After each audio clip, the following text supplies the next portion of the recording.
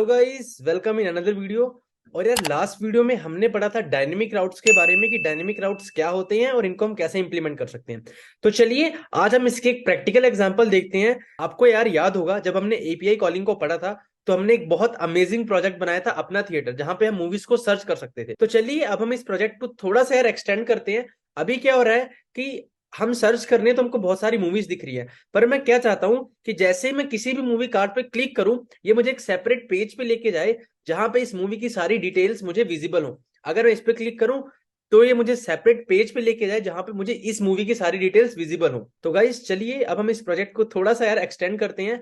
अब हमारी रिक्वायरमेंट क्या है, ठीक है मेरे पास बहुत सारी मूवीज दिख रही हैं, पर जैसे ही मैं किसी भी मूवी पे क्लिक करूं ये मुझे एक सेपरेट पेज में लेके जाए जहां पे मुझे इस मूवी की डिटेल्स दिखें।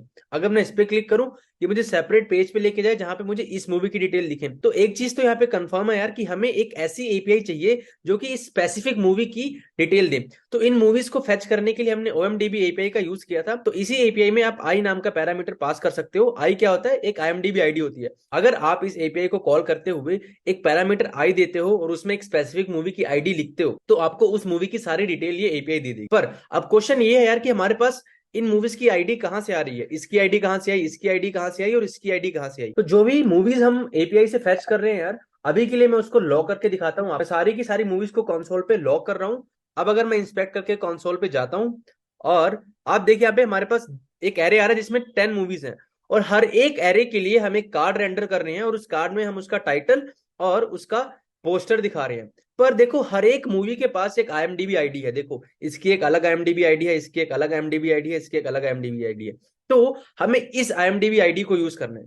चलिए पहली मूवी कौन सी है, ट्रांसफॉर्मर। अगर मैं इस IMDb आईडी को यहां से कॉपी कर लूं, राइट, इसकी मैंने IMDb आईडी कॉपी कर ली, तो अब मैं अपनी OMDB एपीआई को कॉल करूंगा और उसको मैं पैरामीटर में क्या दे दूंगा, आई।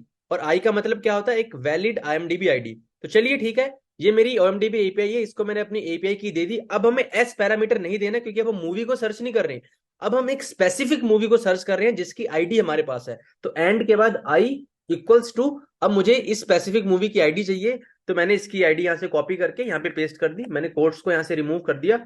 अब देखिए मैंने एंटर किया तो हमारे पास इस मूवी की डिटेल आ गई है। देखो इसका टाइटल ये है, इसका रन टाइम इतने मिनट की है, ये इसकी इसकी क्या कैटेगरी है। तो हमारे पास अब सारी डिटेल्स आ रही हैं। तो देखिए अभी हमारी वेबसाइट यार बहुत अच्छे से काम कर रही है। बस मुझे अब एक सेपरेट राउट चाहिए जहां पे मैं हर एक मूवी की डिटेल्स को दिखा सकूं। तो हमको रिएक्ट राउटिंग का इस्तेमाल करना पड़ेगा। तो सबसे पहला स्टेप है हम रिएक्ट राउटर को इंस्टॉल करेंगे। तो npm install React Router DOM. अब रिएक्ट राउटर डॉम इंस्टॉल हो गया है। तो हमको याद है कि यार रिएक्ट राउटिंग में हमने 3 स्टेप्स पढ़े थे। तो सबसे पहला स्टेप था कि जो हमारी मेन फाइल होती है उसको हमको ब्राउजर राउटर के अंदर इनक्लोज करना पड़ता है। तो हम ब्राउजर राउटर को इंपोर्ट कर लेंगे, कहां से, फ्रॉम रिएक्ट राउटर डॉम। अब जो हमारा पूरा का पूरा ऐप है यार उसको हम ब्राउजर राउटर के अंदर इनक्लोज कर देंगे ताकि इस ऐप के अंदर जो भी चीजें हैं वो राउटिंग की फैसिलिटीज को यूज कर सके। दूसरा स्टेप था कि इस ऐप के अंदर जाना है और यहाँ पे हमको राउट्स को डिफाइन करना है। तो हमको रिएक्ट राउटर डॉम से 2 चीजों को इंपोर्ट करना होता है। सबसे पहला राउट्स जो कि पेरेंट होता है, और उसके बाद एक इंडिविजुअल राउट बनाने के लिए राउट कंपोनेंट। तो ये हमारा नेविगेशन बार है।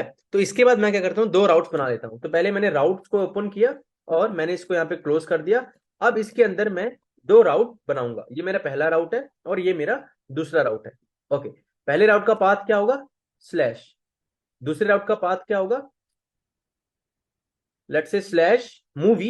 एंड ये एक डायनेमिक राउट होगा, मतलब इसी राउट के अंदर हम सारी की सारी मूवीज की डिटेल दिखाएंगे। तो कॉलन हम लिख देंगे मूवी आईडी। तो अब ये एक डायनेमिक राउट बन गया। और अगर आप स्लैश पे आते हो तो आपको कौन सा एलिमेंट दिखेगा यार, तो हम यहाँ पे ये स्लाइडर को दिखा देंगे। देखो स्लाइडर भी एक तरह का कंपोनेंट ही है ना, पर ये बना बनाया कंपोनेंट है। तो हम इसको स्लाइडर को दिख, तो अगर आप बेसिकली होम पे आते हो, दैट इज माई स्लैश, तो वहां पे हम आपको स्लाइडर का कंपोनेंट दिखा रहे हैं। ये हमने नहीं बनाया बट ये बना बनाया, तो हमने इसको यूज कर लिया। ओके, अब हम क्या करते हैं, कंपोनेंट्स में जाके एक सेपरेट कंपोनेंट में बना रहा हूं, मूवी डिटेल्स डॉट JSX। और ये अभी सिंपल एक कंपोनेंट है, इसको मैंने यहां से एक्सपोर्ट कर दिया है। और यहाँ पे मैं इस कंपोनेंट को यूज करूंगा, मूवी डिटेल्स। और जैसे ही कोई भी इस डायनेमिक राउट पे आएगा तो मैं उसको ये मूवी डिटेल्स का कंपोनेंट दिखा दूंगा।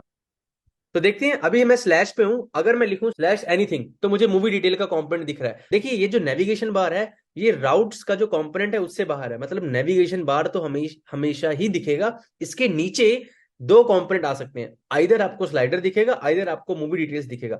बट स्लाइडर आपको दिखेगा स्लैश पे, और मूवी डिटेल्स आपको दिखेगा स्लैश मूवी, और उसके बाद कोई भी आईडी होगी तो ही दिखेगा। हम स्लाइडर में जाएंगे और स्लाइडर के अंदर हर एक मूवी के लिए हम एक मूवी कार्ड दिखा रहे हैं। तो बेसिकली जब मैं इस कार्ड पे क्लिक करना चाहता हूं तो मैं एक सेपरेट पेज पे जाना चाहता हूं, तो इस मूवी कार्ड के अंदर जाऊंगा।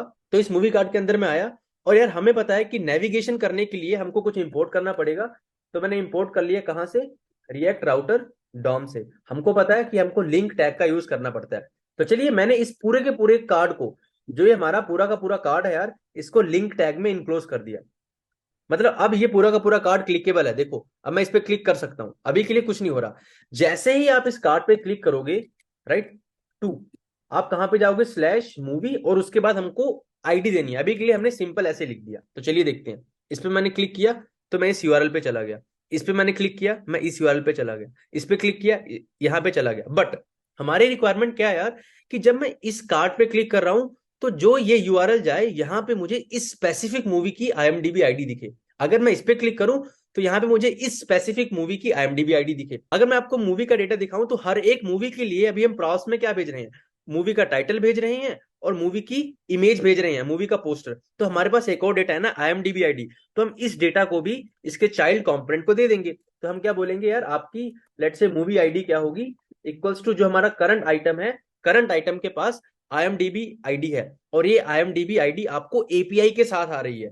तो हम उसको एपीआई से टाइटल दे रहे हैं, पोस्टर दे रहे हैं, बट उसकी आईएमडीबी आईडी भी उसको हम दे देंगे। अब हम क्या करेंगे, हम मूवी कार्ड कंपोनेंट के अंदर चलते हैं।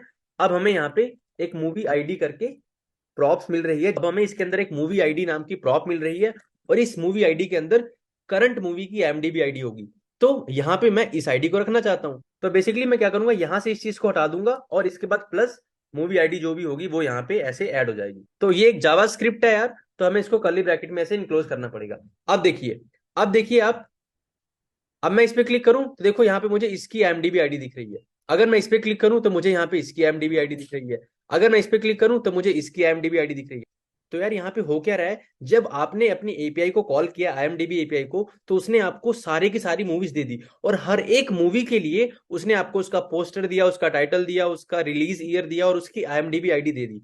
तो हम उस एरे पे मैप कर रहे हैं, और हर एक मूवी के लिए एक एक कार्ड रेंडर कर रहे हैं। जैसे हमें यहाँ पे हर एक मूवी के लिए एक एक कार्ड दिख रहा है, और इस कार्ड में हम उस मूवी का नेम और उसका जो पोस्टर है वो दिखा रहे हैं। पर अब हमने इस कार्ड को उस मूवी की आईएमडीबी आईडी दे दी। इसके पास इसकी आईडी है, लेट सपोज 1, इसके पास इसकी आईडी है, लेट सपोज 2, और इसके पास इस मूवी की आईडी है, लेट सपोज 3, और ये आईडी हमने उसको एज अ प्रॉप में दे दी। देखो, movie ID equals to item dot IMDb ID. अब ये एक लिंक है, ये एक लिंक है, ये एक लिंक है। जैसे ही आप इस पे क्लिक करोगे, ये आपको स्लैश मूवी आईडी में अपनी आईडी देगा, /1 पे लेके आएगा। अगर आप इस कार्ड पे क्लिक करोगे तो ये भी आपको उसी डायनेमिक राउट पे लेके आएगा, बट आईडी में अब ये अपनी आईडी डालेगा 2। अगर आप इस कार्ड पे क्लिक करोगे तो ये भी आपको इसी डायनेमिक राउट पे लेके आएगा, बट आईडी में अभी अपनी आईडी डालेगा 3। देखिए यही हो रहा है। अगर मैं इस कार्ड पे क्लिक करूं तो वही डायनेमिक राउट ओपन होगा, बस उसमें इस स्पेसिफिक मूवी की आईडी मिलेगी जो कि हमको प्रॉप्स के थ्रू आ रही है। देखिए यहाँ पे मुझे इसकी आईडी दिखी है। अगर मैं इस पे क्लिक करूं, यहाँ पे मुझे इसकी आईडी दिखी है।